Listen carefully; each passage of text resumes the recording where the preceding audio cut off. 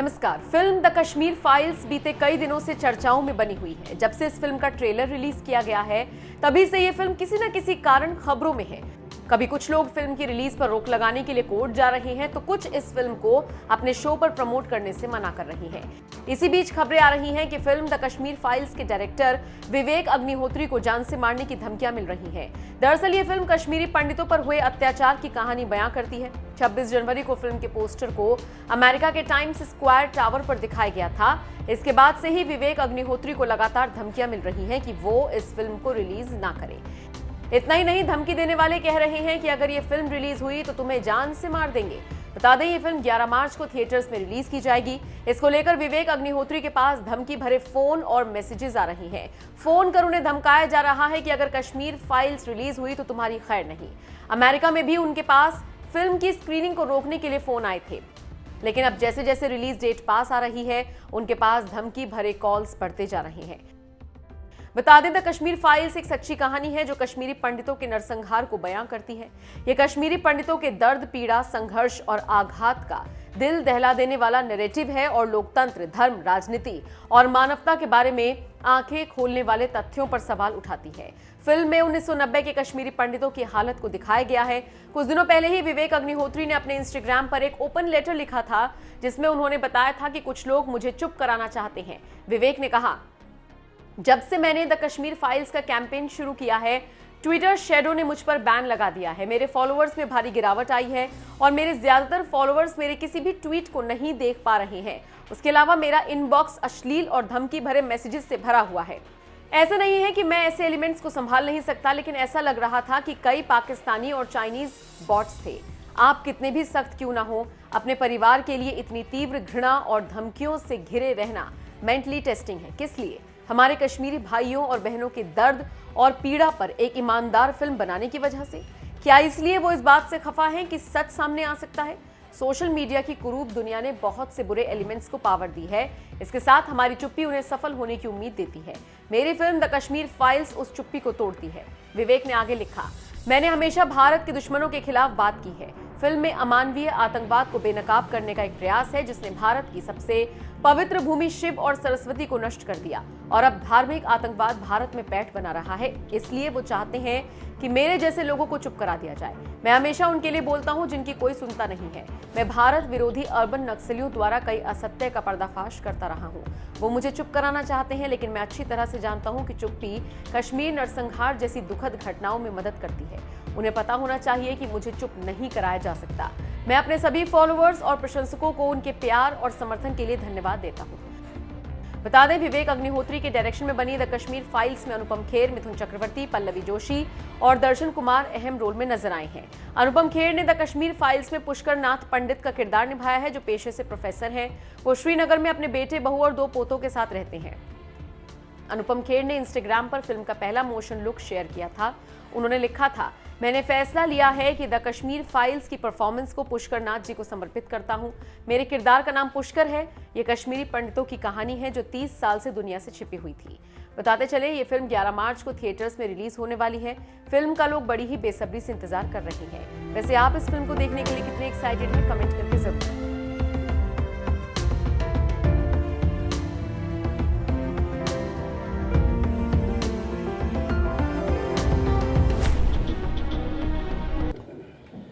मैं पूरी the Kashmir files की पूरी टीम, इससे जुड़े इसके सारे फैंस, इसके समर्थक, उन सबके बिहाफ पे आपसे बात कर रहा हूँ।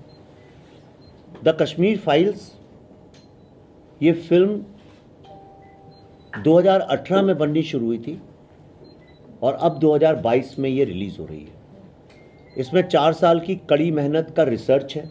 कड़ी मेहनत जब लोग कहते हैं तो वो कड़ी मेहनत से मतलब होता है शूटिंग कैसे की, कैसे फिल्म बनी, लेकिन इसमें शूटिंग तो सबसे आखिर में हुई और वो इसका सबसे छोटा हिस्सा है।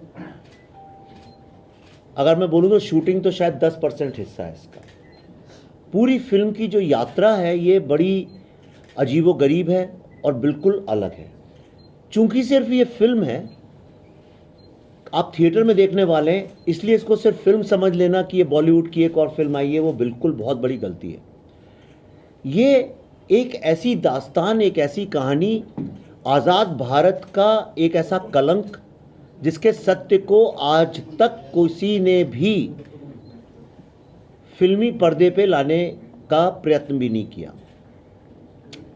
अब सवाल ये उठता है कि हमने ये प्रयत्न क्यों किया। ऐसा नहीं है कि मैं पैदा हुआ था, मैंने सोचा था, मेरा सपना है एक दिन मैं कश्मीर पे फिल्म बनाऊंगा, लेकिन जब पल्लवी जी और हम लोगों ने तय किया कि हम अपने प्रोडक्शन में उस तरह की कहानियाँ बनाएंगे जिनको जनरली और कोई बनाता नहीं है, और भारत की कहानियाँ जो कॉम्प्लेक्स कहानियाँ जिन्हें बनाने से लोग डरते हैं, जिनके लिए पैसे नहीं मिलते या जिनको रिलीज़ करने में समस्या जाती है, उसका कारण ये था कि सब लोग डर के मारे बहुत सारी ऐसी कहानियाँ हैं जो बताते नहीं हैं।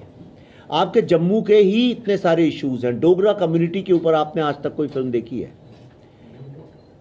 जब शौर्य की बात चलती है तो आप देखेंगे जनरली हम लोग सिर्फ राजस्थान के बाहर ही नहीं निकलते, पर डोगरा कम्युनिटी का जो सेक्रीफाइस है, उनका जो एक योगदान है, जो उनकी कुर्बानी है, और वो छोड़ी। और आज के वक्त में भी जब जम्मू और कश्मीर की बात होती है तो बम्बई में सब लोग ये पूछते हैं कि जम्मू में अभी जा रहे हो, बर्फ़ बहुत होगी।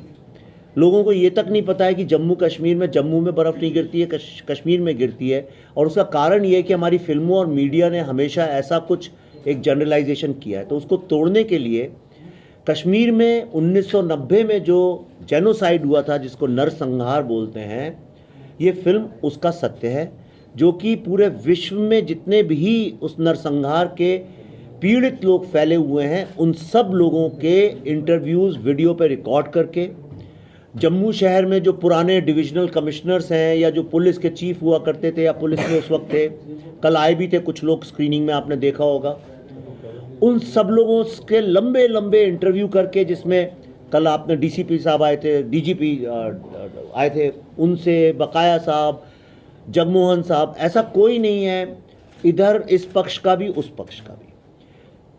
तो कश्मीरी पंडित कम्युनिटी जो है पीड़ित, उनके, गवर्नमेंट ऑफिसर्स के, हिस्टोरियंस के, जो लोग इस सब्जेक्ट के एक्सपर्ट्स हैं उनके, उसके अलावा कश्मीर वैली में जो आज के कश्मीरी मुस्लिम यंग लड़के लड़कियां हैं, उन सबके यूथ के, उन सबसे लंबे लंबे वीडियो साक्षात्कार करने के बाद इस फिल्म में जो असली सच था उसको एक तार में पिरोया गया है।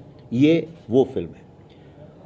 उसके बाद ये फिल्म जब रिलीज़ करने की बात आई, कोविड का भी वक्त चल रहा था, तो इसको अमेरिका में 2019 में जब 370 हटाया गया था, तो उस वक्त अमेरिका में एक फ्री कश्मीर की कैंपेन चली थी और उसकी वहाँ पे बड़ी बड़ी होर्डिंग लगी थी। तब हमने तय किया कि इस फिल्म को अमेरिका में दिखाना ज़रूरी है, और उसका नतीजा ये हुआ कि इस फिल्म को देखने के बाद पहली बार सिनेमा के इतिहास में कैपिटल हिल, जो वहाँ की पार्लियामेंट जैसी है, जो वर्ल्ड की सबसे पावरफुल जगह है डेमोक्रेसी की, वहाँ पे इस फिल्म के लिए, मेरे और पल्लवी जी के लिए कॉन्ग्रेशनल रिसेप्शन रखा गया, जिसमें वहाँ के कांग्रेसमैन सेनेटर्स को बोलना पड़ा कि ये एक दुनिया की सबसे बड़ी ह्यूमन ट्रेजेडी है और ये एक एक्सीडस नहीं बल्कि एक जेनोसाइड है। ये जो चेंज ऑफ जार्गन है, ये एक फिल्म ने करके दिखाया। और लास्ट में मैं आपको एक बात बताना चाहता हूँ कि अमेरिका में हमेशा कश्मीर का पूरा नक्शा नहीं दिखाया जाता है। जो हिंदुस्तानी बच्चे हैं उन तक ने पूरा नक्शा नहीं देखा है, पर इस बार पहली बार इस फिल्म को जो जो देखता गया, वो उसके फैंस और सपोर्टर्स, उन लोगों ने पैसे इकट्ठे कर करके इस साल 26 जनवरी जो गणतंत्र दिवस होता है भारत का, उस दिन टाइम स्क्वायर, जो वर्ल्ड की सबसे बड़ी और सबसे महंगी और प्रतिष्ठित एडवर्टाइजिंग की जगह है न्यूयॉर्क में, वहाँ पे इस बार 26 और 27 जनवरी को पूरा कश्मीर के नक्शे के साथ कश्मीर फाइल्स का वहाँ पे बैनर लगाया गया, जो अपने आप में एक बहुत बड़ा अचीवमेंट है। ये फिल्म कल हमने जम्मू में दिखाई। एक बहुत पीड़ा और दर्द का टाइम था, वक्त था, लोग बहुत ज़्यादा भावुक थे और उन सबको हीलिंग की प्रोसेस शुरू हुई है। और जो ये हीलिंग की प्रोसेस जो कश्मीरी पंडित कम्युनिटी में शुरू हुई है, ये जस्टिस, न्याय की तरफ पहला कदम है। दूसरा, ये फिल्म देखने के बाद लोग कश्मीर की बात नहीं करते हैं बल्कि पूरे भारत की एकजुट होकर बात करते हैं और ये कहते हैं कि अभी तक जो लोग सोचते थे कश्मीर कहीं कोने में जम्मू कश्मीर एक है, वो एक भावना ख़त्म हो रही है। लोग इस फिल्म से जुड़ रहे हैं और भारत की अखंडता पे फिर से पुनः हमारा विश्वास बढ़ रहा है। ये इस फिल्म का एक और बहुत बड़ा अचीवमेंट। मेरा मानना यह है कि डेमोक्रेसी में सरकारें कभी भी सिस्टम को नहीं चलाती हैं, वोट बैंक्स चलाते हैं। चूँकि आपकी यहाँ की डोगरा कम्युनिटी हो गई, कश्मीरी पंडित कम्युनिटी हो गई, इन लोगों का वोट बैंक की कोई चिंता करता नहीं, क्योंकि ये बहुत बड़े वोट बैंक हैं नहीं।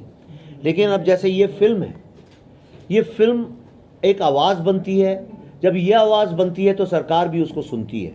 और अब मैंने तो फिल्म बना दी, अब इससे ज़्यादा मैं क्या कर सकता हूँ। लेकिन जब लोग इसको देखने के बाद वो इसके ऊपर आवाज़ उठाएंगे, लोग बात करेंगे, चर्चा होगी, तब सरकारें नोट करती हैं, हाँ भाई यहाँ पे अगर कुछ गड़बड़ किया तो वोट जाएगा। जब ये डर पैदा होने लगता है कि अगर ये नहीं हुआ और वोट जाएगा, तब बड़ी से बड़ी सरकारें, ताकतवर से ताकतवर सरकारें घुटने टेकते हैं।